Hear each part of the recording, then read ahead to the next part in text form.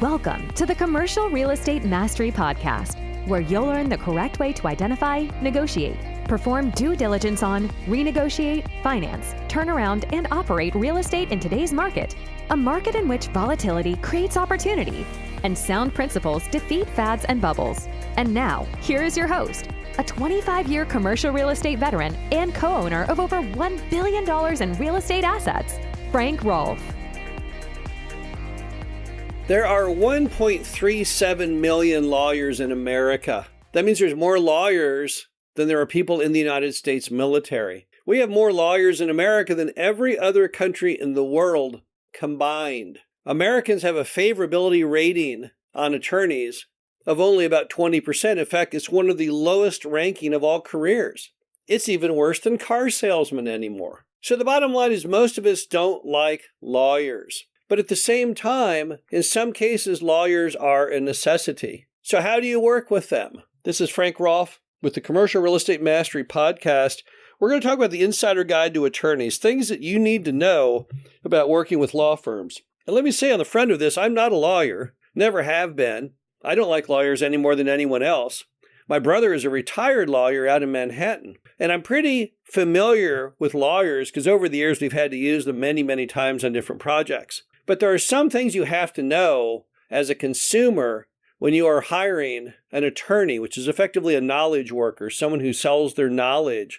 There's certain tricks and things you have to be aware of, or you might end up having real dire problems with that relationship. So here's some of the things that nobody's going to tell you about working with attorneys. Number one is a bad one is worse than a good one in a small firm. So a bad one in a big firm is not going to be as effective and not going to be able to get what you want any more than an attorney in a small firm. So when you look at attorneys, don't just go with the biggest firms. We've used some attorneys at smaller firms. We've used some attorneys in strip shopping centers, and yet they had more talent and more ability to get the job done. Yet they're a lot cheaper. So when you make your short list of potential attorneys, don't just pick the ones with the biggest offices and the largest number of attorneys. What you have to vet is the actual ability of that individual lawyer. Also, experience is essential because you don't want to pay for their learning, right? To many attorneys, the deal is kind of a earn while you learn. So if they haven't handled a case like your case, if they have no specialty in that arena, don't go with them. Don't be paying for their educational experience. It's kind of like if you went to the hospital and there were two surgeons, you had to have an operation. You've got the one that's in their mid-50s, been a doctor, performing the surgery for 2 decades, and then somebody else who just got out of medical school 3 weeks ago. Which would you go with? Of course, you'd go with the older doctor, because when it comes to legal matters, just like medicine, experience is extremely important. And another thing you may not be aware of, but hourly rates are fully negotiable with attorneys. Even the guys in those big firms with mahogany paneled waiting areas, they want to give the vestige that you can't really ask about rates, that that's just crude and crass and you're a low-class person. But that's not true. Most every law firm does negotiate the rates if you only ask.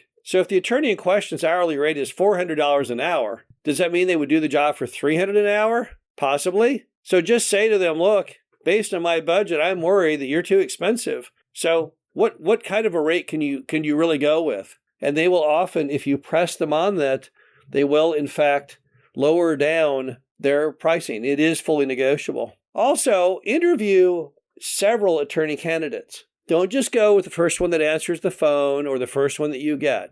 You need to select one that's got the experience, that's got the quality and the price that you need to get the job done. And just like when you vet different employee applicants for your business, you want to talk to several. So don't just take the lazy route. Talk to the first guy and say, oh, okay, you're hired. Instead, tell them briefly what the case is about, and then see if you think they're the person. I'm not saying you have to do it in person. You can do the interview over the phone, but don't just jump to the conclusion that God meant you to go with the first attorney that actually talked to you, because that's not a way to get the right one. Also, feel free, since real estate is a very specialized industry, to talk to different groups and associations to find out what attorneys they might recommend. If you're looking at something in the realm of apartments, talk to the apartment association. Who are they using? If you're looking for something on a mobile home park, talk to that state's mobile home association. Get lists of attorneys that they are aware of who are members, who have expertise in that sector of real estate, because that can make all the difference. If you hire someone who does not know anything about your sector, you're going to pay a big bill for them to learn about it. And even then, they're not experienced in it. So they won't do a very good job at all. Also, if an attorney does not perform for you, if it's not going well, just go ahead and fire them. It's kind of like the Apprentice show. If it's not working out, just kick them out and get somebody different. Because an attorney is nothing more than a person, and you're trying to give them an assignment, and not all employees work out. There's an old saying, it's easier to change people than to change people, and that's entirely true when it comes to attorneys. So rather than trying to figure out why the attorney is no good, or get them into psychological counseling, it's a whole lot easier just to go out and get somebody new and different and give them a shot. We've had many cases where the existing lawyer was flailing, getting nowhere. We swapped them out with a new and different attorney, and it totally turned things around. So don't feel like you're stuck with them until the end of the earth. Finally, when it comes to working with attorneys, you've got to use, to some degree, your gut instinct. Before you talk to the attorney, go on AI and put in a whole lot of questions to get a feel for what is the strategy? Where should this case go? What case law is there? What are your odds of success? What could the financial aspects be if you lose? What should the legal fees be? You know, it's amazing how much information you can garner on the world of law today from AI, because AI sums up pretty much every case that's ever been done. AI has read it and is able to bring it out if you only ask the right questions. It's not like the olden days where no one had any clue or any idea on anything.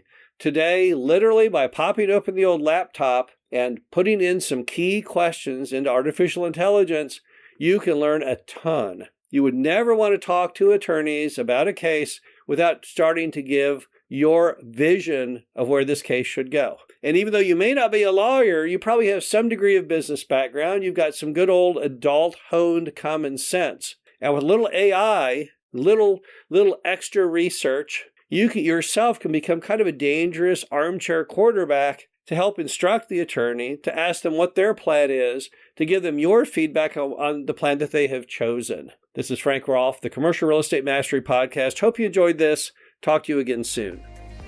Thank you for listening to the Commercial Real Estate Mastery Podcast. Be sure to visit us at CREUmastery.com to subscribe to the show, read our show transcriptions, and access all of our great information on real estate investing. And if you have a moment, please feel free to rate, subscribe, and leave a review wherever you listen to your podcasts. This helps others find the show, and we greatly appreciate it. We'll catch you in the next episode.